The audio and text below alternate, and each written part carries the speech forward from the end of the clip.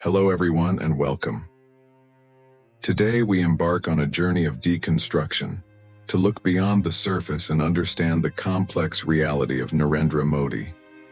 In recent years, a carefully constructed image around him has dominated narratives, presenting him as a leader with humble origins who abandoned everything for the nation, a detached fakir, and even a divine figure.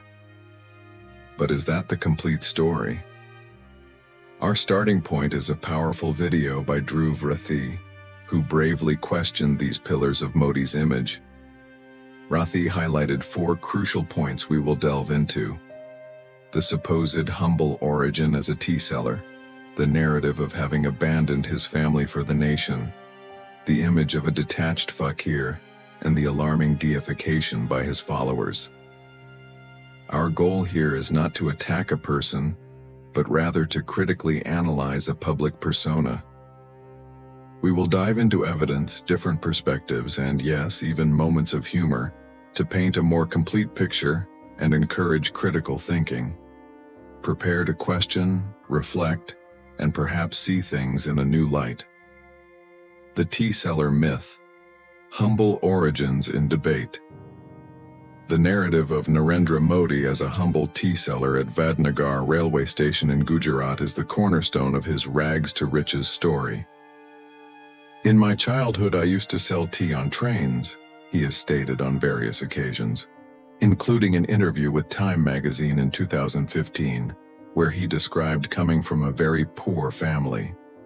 For many, this story resonates as an inspiring tale of someone who rose from adverse conditions to the top.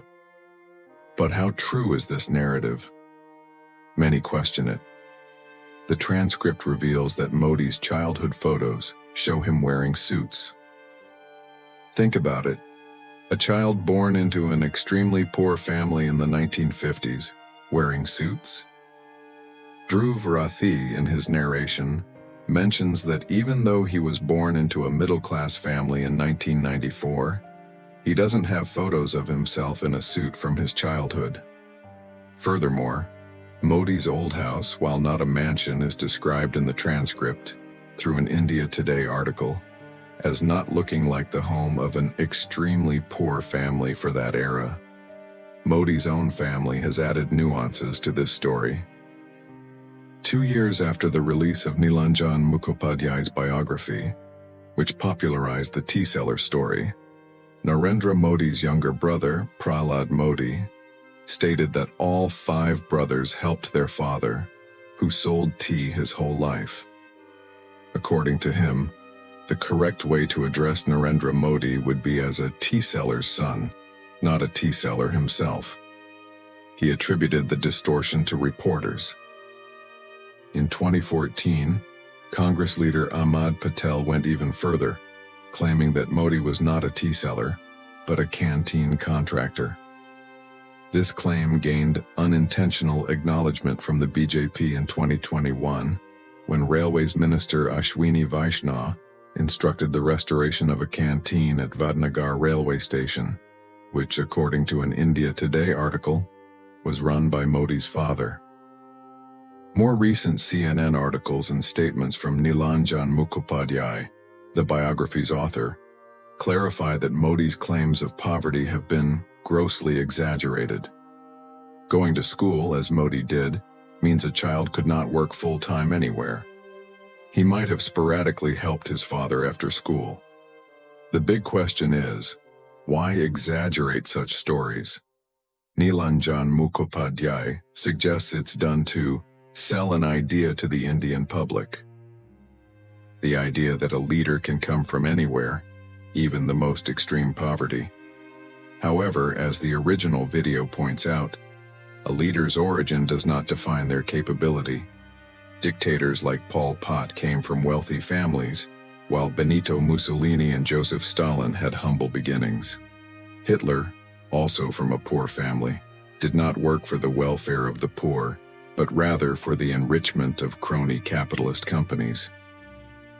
The transcript draws a parallel with present-day India, mentioning the electoral bond scam and how Modi's friends, like Gautam Adani, became unimaginably richer, while 800 million people relied on 5 kilos of free grains. Income inequality in India is at its highest in 100 years, surpassing even the period of British rule. The original video contrasts Rahul Gandhi's promise to lift 220 million people out of poverty with Modi's response, which ridicules the idea and extends the free ration scheme, with no plans for employment or inflation control. The irony peaks when, to hide poverty during events like Namaste Trump in Gujarat, where Modi served as chief minister for 3 terms, or the G20 summit in Delhi, walls were built and slums were hidden behind green screens. It is dehumanizing to tell the poor that they are blemishes to be hidden from wealthy visitors. This poor family branding of Modi, as the transcript suggests, is running dry. The family sacrifice, myth or reality. The second pillar of Narendra Modi's persona is the narrative of having abandoned his family for the nation. "I left my home, my family, everything, for this country," he repeatedly declares. This is a story that the WhatsApp mafia and pro-government media relentlessly propagate, comparing him to figures like Buddha and Mahavir Jain, who also renounced their homes for a greater cause. But is Modi's renunciation truly a sacrifice on the same level? The original video questions the anti-woman mentality of this narrative, which portrays women as obstacles and abandonment as an achievement. Lal Bahadur Shastri did not abandon his wife and yet was a great leader. Savitribai Phule, Mahatma Jyotirao Phule's wife, was fundamental to his contributions to the nation. The Ram Leela shows Sita supporting Ram during his exile, and Ram fighting to save her. The transcript points out the hypocrisy of viewing the abandonment of one's wife as a virtue. Even more intriguing is Modi's relationship with his own family. Although he is frequently photographed visiting his mother, the transcript notes that on these occasions, there are usually only 3 people: Modi, his mother, and the cameraman, and sometimes other cameramen. Modi's brother, Prahlad Modi, and his niece, Sonal Modi, have stated in interviews that the family is given clear orders to stay away. They were not invited to Modi's oath-taking ceremony as Prime Minister. The contradiction is glaring. The G20 theme was Vasudhaiva Kutumbakam, one earth, one family, yet his own family, his own siblings, are kept at such a distance. Meanwhile, Modi has time to attend Bollywood celebrity weddings, like Priyanka Chopra and Nick Jonas and Anushka Sharma and Virat Kohli, or oligarchs like Gautam Adani's son Karan. The question is not whether he can attend these events, but why this is acceptable, while the distance from his own family is presented as an achievement that makes him a great leader. The side effect of this marketing is concerning. Young Indians, instead of dedicating themselves to studies and caring for their parents, are led to wave swords in front of mosques without caring about their own families. The narrative of abandoning family for the country is yet another selling point that distorts values and reality. The ostentatious fakir, material possessions and contradictions. The third selling point of Narendra Modi's persona is his image as a holy beggar or sacred ascetic who survived for a long time on charity. He even claimed to have lived this way for 35 or 40 years. The idea is that he is an ascetic, detached from material possessions, solely focused on serving the nation. But the reality, as the transcript and the original video reveal, is quite different. Have you seen a beggar anywhere in the world who wears sunglasses worth $140,000? Questions Dhruv Rathi. Modi, who made his own elderly mother stand in line during demonetization, rides in a R120 million Mercedes. These images clash sharply with the narrative of poverty. the contradictions accumulate. Before becoming an MLA in 2002, when he was around 52 years old and supposedly living on charity, Modi managed to go on foreign tours in the 1990s, with photos of him in front of the Eiffel Tower in Paris, the White House, and in Hollywood, USA, as well as London and Malaysia. How could someone living on charity afford such trips? And the digital camera story? Modi claimed in an interview that he used a digital camera for the first time in 1987 or 1988. However, the first commercially available digital camera, the Dicam Model 1, was released in the USA in 1990. In other words, Modi supposedly used a digital camera even before it was released, which is unheard of. While leaders like Shastri were known for having only 2 sets of clothes and turning them into handkerchiefs when worn out, Modi, during a US visit, changed outfits 4 times in a single day. Indian newspaper articles reveal that on trips to Uttarakhand and Himachal, he changed outfits 4 times in 8 hours, and also while offering prayers at the river Ganga. The Habali Times even created a collage of his fancy dress collection, and India Today showcased his collection of 22 headwear. Clearly, the image of a detached fakir is, at best, a carefully constructed illusion. The infallible superhero and the incompetent opponent. With the failure of deification, the strategy shifts. Demote Modi to a level below incarnation, but still present him as a perfect, omnipotent superhero. The easiest way to do this is by portraying his opponents as incompetent fools. That's why their IT cell depicts Rahul Gandhi as an incompetent papu, editing his clips out of context to make him seem like a complete idiot. But the truth is, in the last 10 years, Modi has not held a single press conference and has not given any unscripted interviews. Rahul Gandhi, on the other hand, has given lectures at places ranging from Delhi University to Harvard University, and has had numerous unscripted interactions with people. And just like Rahul Gandhi, Modi also has his embarrassing moments. He has talked about using gutter fumes to make tea, massaging his face with his sweat as the secret behind his glow, and denied climate change, stating that our heat tolerance is lowering. He even suggested blocking radar signals using clouds. Modi's arrogance is so great that he doesn't recognize his own shortcomings.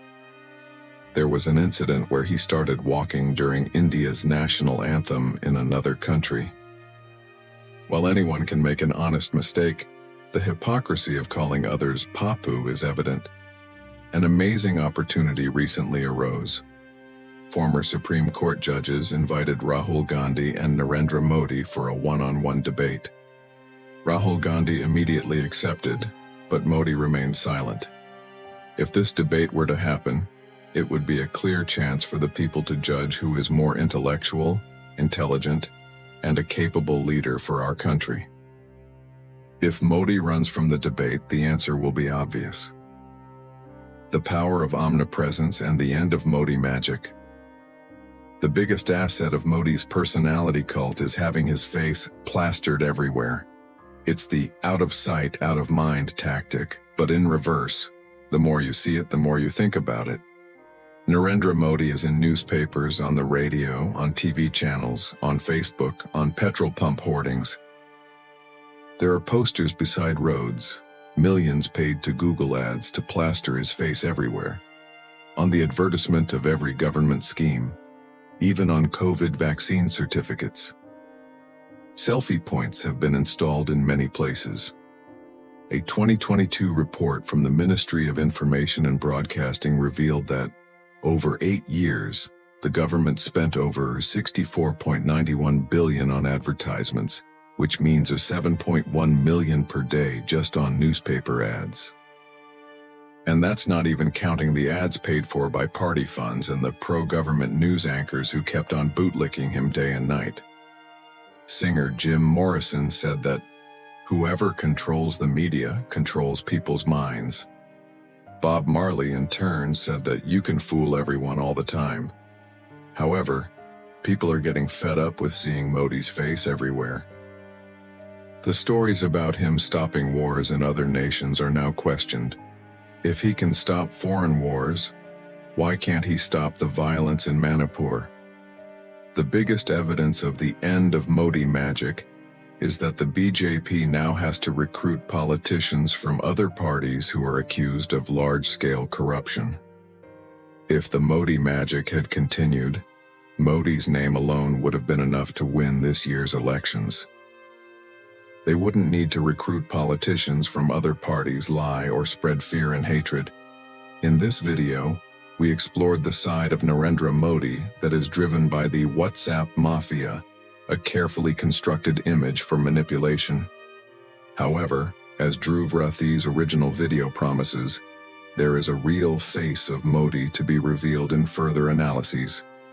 I want to thank you, our viewer, who is passionately trying to dismantle this factory of lies and hate.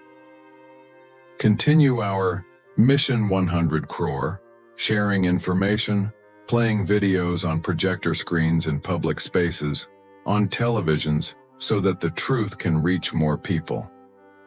Critical thinking is our greatest weapon against misinformation. Keep questioning, keep researching, and keep seeking the truth.